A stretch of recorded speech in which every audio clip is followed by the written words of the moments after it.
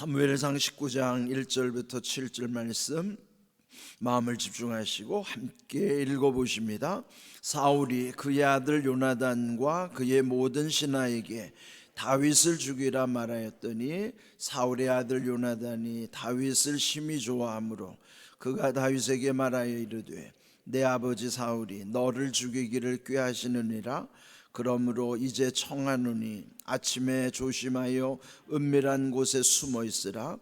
내가 나가서 네가 있는 들에서 내 아버지 곁에 서서 내 일을 내 아버지와 말하다가 무엇을 보면 네게 알려주리라 하고, 요나단이 그의 아버지 사울에게 다윗을 칭찬하여 이르되 원하건대 왕은 신하 다윗에게 범죄하지 마옵소서. 그는 왕께 득죄하지 아니하였고 그가 왕께 행한 일은 심히 선함이니이다. 그가 자기 생명을 아끼지 아니하고 블레셋 사람을 죽였고 여호와께서는 온 이스라엘을 위하여 큰 구원을 이루셨으므로 왕이 이를 보고 기뻐하셨거늘 어찌 까닭 없이 다윗을 죽여 무죄한 피를 흘려 범죄하려 하시나이까. 사울이 요나단의 말을 듣고 맹세하되 여호와께서 살아계심을 두고 맹세하거니와 그가 죽임을 당하지 아니하리라. 요나단이 다윗을 불러 그 모든 일을 그에게 알리고 요나단이 그를 사울에게로 인도하니 그가 사울 앞에 전과 같이 있었더라. 아멘. 우리 인생을 살면서 어떤 관계를 맺게 되잖아요.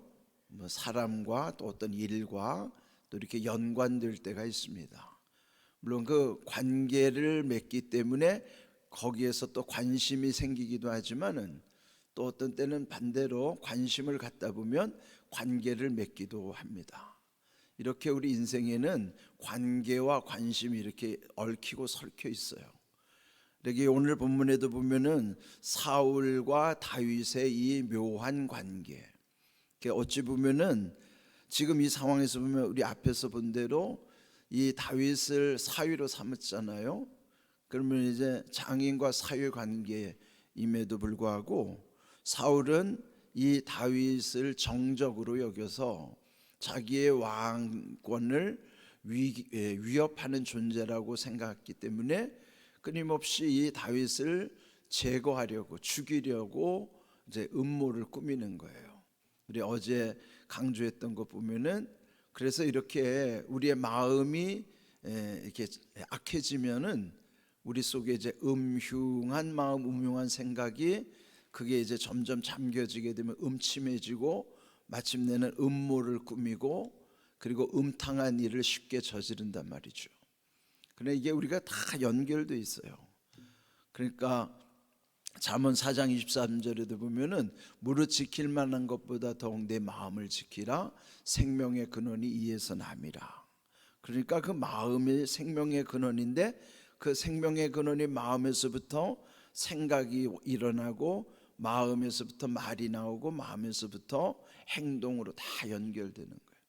그러니까 이 마음 심자부터 심상언행이라는 게 다 연결이 되어 있는 거예요.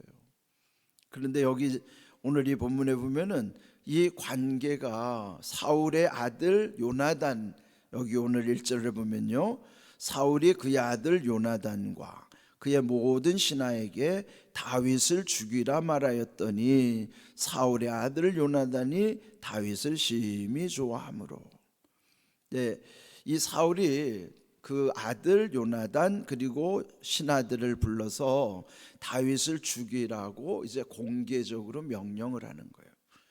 직전까지는 자기 혼자서 모의를 꾸미는 것이었지만 음모를 꾸미고, 그러니까 비공식적으로 비공개적으로 자기가 어떻게 하든지 다윗을 제거하려 했는데 이제는 아예 공개적으로 선언을 해버린 거예요. 그러면은 이 다윗은 지명 수배자가 되는 거예요. 그러니까 누구든지 다윗을 죽여도 누가 뭐라고 할 사람이 없어요. 왕이 죽이라고 명령을 했으니 그를 지켜줄 자가 없는 거예요. 이제 법으로 보호받을 수도 없죠. 이제 완전 도망자 신세가 되는 거죠.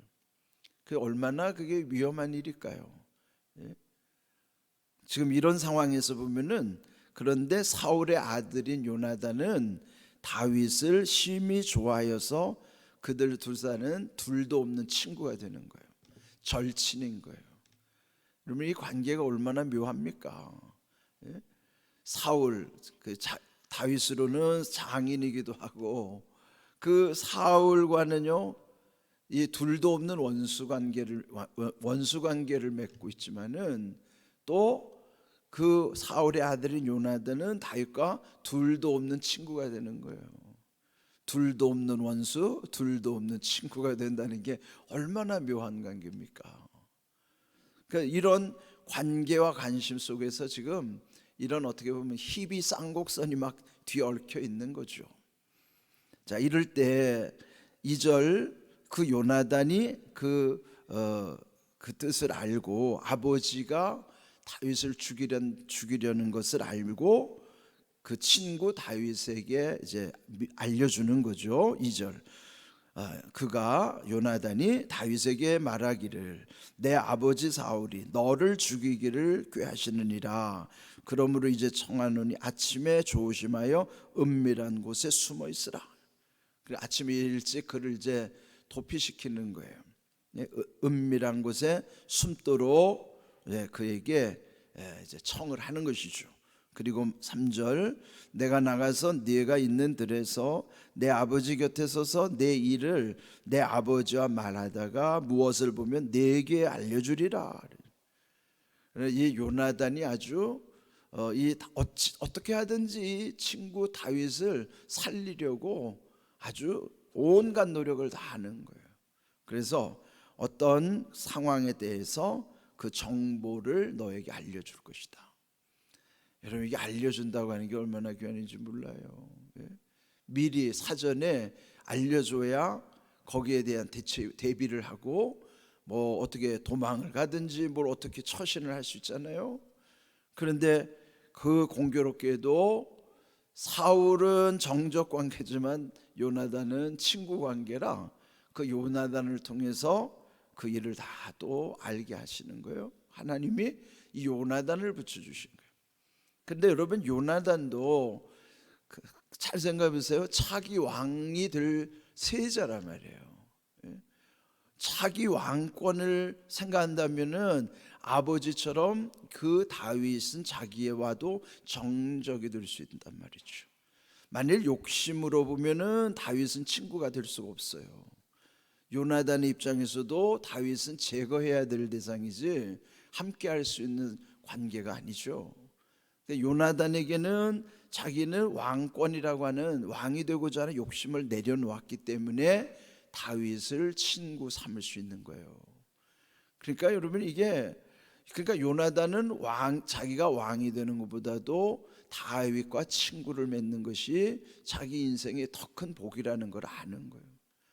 사람은 자기가 뭘 더 귀히 여기고 소중하게 생각하느냐, 자기가 최고로 여기는 것을 취하려고 나머지 모든 것을 다 희생시키는 경우가 있죠. 그러니까 여기 지금 요나단도 얼마나 인품이 훌륭한가를 알 수 있어요. 대개는 다 욕심에 취해서 왕이 되는 것이 더 중요하다고 생각하지 친구를 얻는 것보다 왕이 되는 게 더 중요하게 여기지. 우리가 일반적으로 생각해도 그게 상식처럼 받아들여지잖아요. 그런데 요나단은 그리하지 않은 거예요. 참 이런 귀한 일들이 어떻게 일어날 수 있겠어요? 이게 하나님의 은혜 아니면 이런 복된 관계가 이루어질 수도 없단 말이죠. 그러니까 여러분 우리 삶 속에서 중요한 건 뭐냐면요, 관계의 복이에요. 이 관계의 복, 그게 뭐예요? 사람 잘 만나는 관계. 사람 잘못 만나면은 인생이 얼마나 아주 비참해지는지. 아무리 똑똑한 사람도 본인이 아무리 훌륭하더라도 사람 잘못 만나서 망가지는 사람들, 무너지는 사람들, 또 죽는 사람들도 있어요. 그런데 본인은 별로 신통치 않아도 참 사람 잘 만나가지고 잘 되는 사람이 있어요. 잘 열리고 잘 풀리는 사람이 있다고. 그거 보면 자기가 잘한다고 되는 게 아니에요. 나는 비록 부족해도 이런 만남의 복이 있어야 된다고. 그게 관계의 복이거든요. 때문에 이 다윗은 하나님께서 이미 기름 부어서 차기 왕으로 예비하셨지만은 그는 이런 고난을 이기는 과정 속에서 이렇게 중요한 요나단과의 이런 만남의 복을 하나님이 예비해 주신 것입니다. 그러면서 4절, 요나단이 또 한편으로는 아버지를 찾아가서 그 사울에게 다윗을 칭찬하여 말하기를 원하건대 왕은 신하 다윗에게 범죄하지 마옵소서. 그는 왕께 득죄하지 아니하였고 그가 왕께 행한 일은 심히 선함이니이다. 그 친구 다윗을 변호하는 거예요. 이 다윗이 왕을 위하여 한 일이 얼마나 큽니까? 이렇게 그 왕에게 다윗을 칭찬하면서 다윗에게 범죄하지 마옵소서. 다윗에게 하는 것이 죄를 짓는 일이라며 죄 짓지 마십시오. 다윗을 해하려다가 하나님 앞에 죄 짓지 마세요 하는 거예요. 그러니까 이 요나단도 아버지에게 그렇게 말한다는 게 그 보통 용기가 아니잖아요. 그런데 담대하게 아버지에게도 가서 그 다윗을 변호하고 아버지를 설득하는 거예요.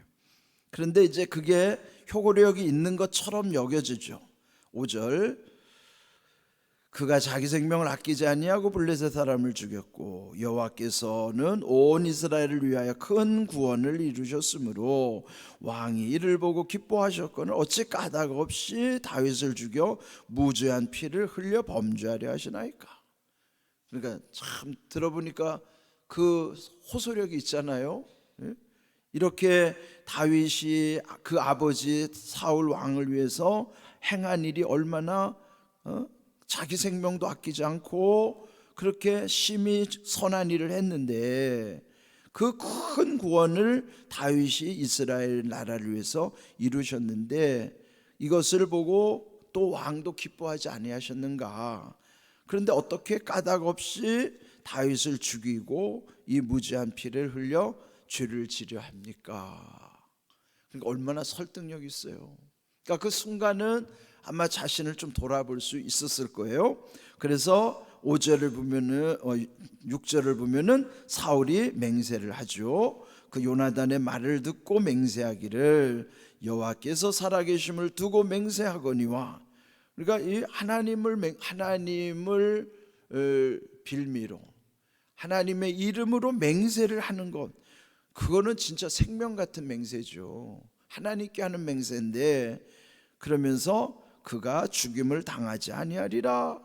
그런데도 계속 이 다윗을 죽이려고 19장에는요 다윗이 계속 도망다니는 과정이 나와요.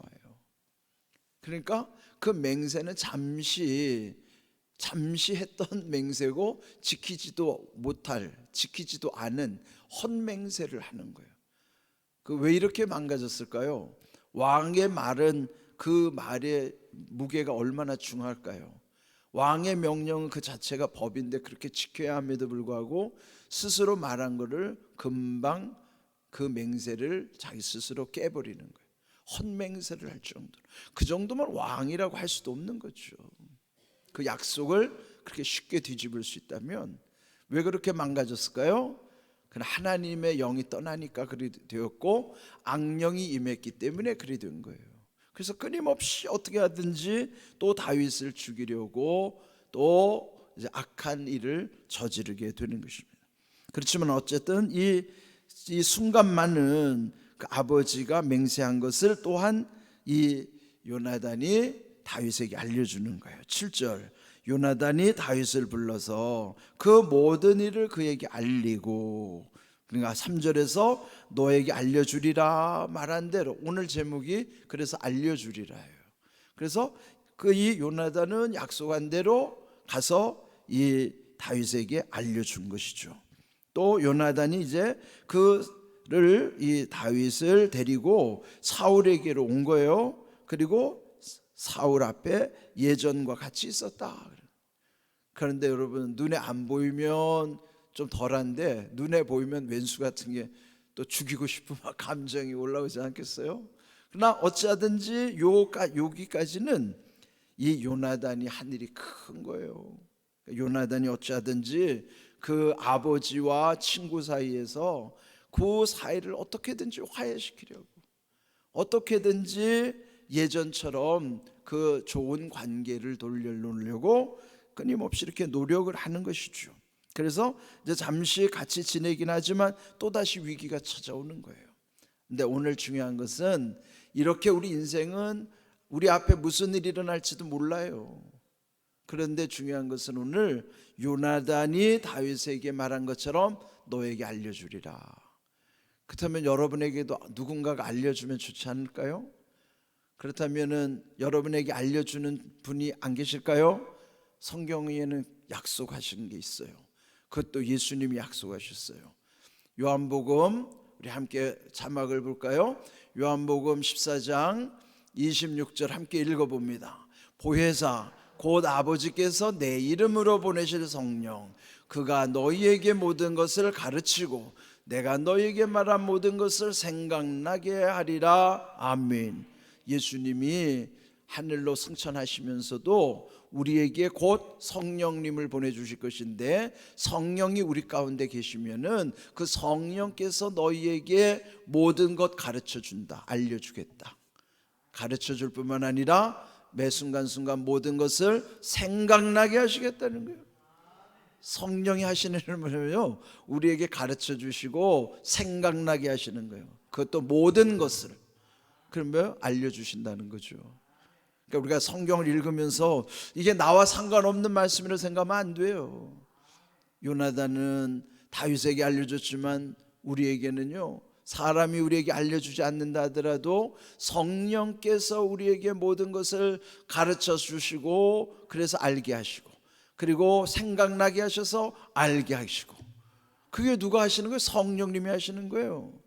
그는 약속을 믿고 말씀 묵상 가운데 이런 지혜가 우리 가운데 흘러오는 거예요. 저는 이런 걸 많이 경험해요. 그런 거를 경험하다 보니까요, 우리 인생에서 하나님이 주시는 지혜를 미리 알려주셔야만 내 앞길에 분별할 수 있는 일이 생긴대요.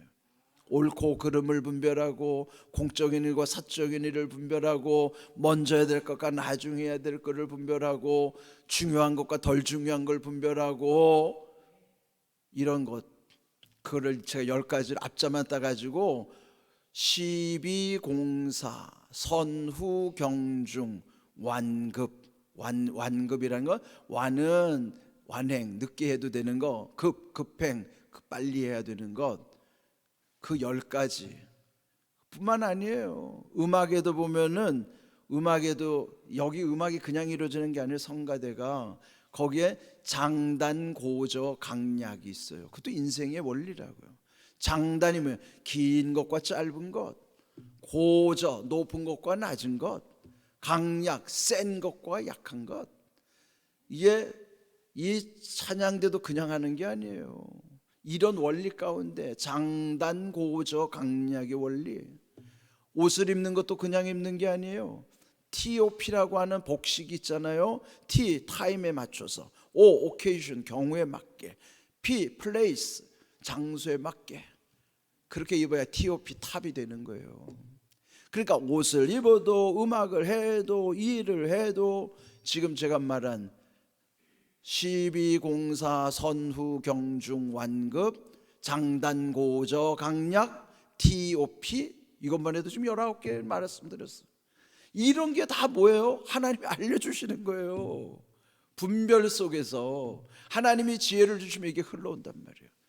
새벽에 제가 말씀을 나누는 것이 제가 어디 가서 뺏겨서 여러분에게 말씀드리는 게 아니라, 하나님이 저에게, 성령께서 제게 말씀 속에서 가르쳐 주시고 생각나게 하시는 거를 정리해서 함께 나누는 거예요. 이게 제가 뭘 잘나가지고 이걸 알겠습니까? 예? 저는 잘난 거 없지만은 성령께서 모든 것 가르쳐 주시고 모든 것 생각나게 하시니까 이렇게 지금 19개를 제가 이걸 어떻게 내가 만들어서 내겠어요. 생각나게 하시고 가르쳐 주시니까 이렇게 여러분과 함께 나누는 거예요. 그러니까 여러분, 요한복음 14장 26절 말씀처럼 성령이 내 안에 계시는 것을 믿고 말씀의 영으로 묵상하면요, 모든 것을 가르쳐 주시고 모든 걸 생각나게 하시는 분이에요. 알려주신단 말이에요. 그 여러분 그런 은혜를 누리라고 말이죠. 예? 요나단만이 다윗에게 알려주는 게 아니라 지금은 성령께서 나에게 알려주고 계시단 말이에요. 이런 귀한 은혜가 우리에게 있기를 주님의 이름으로 축복합니다. 아멘.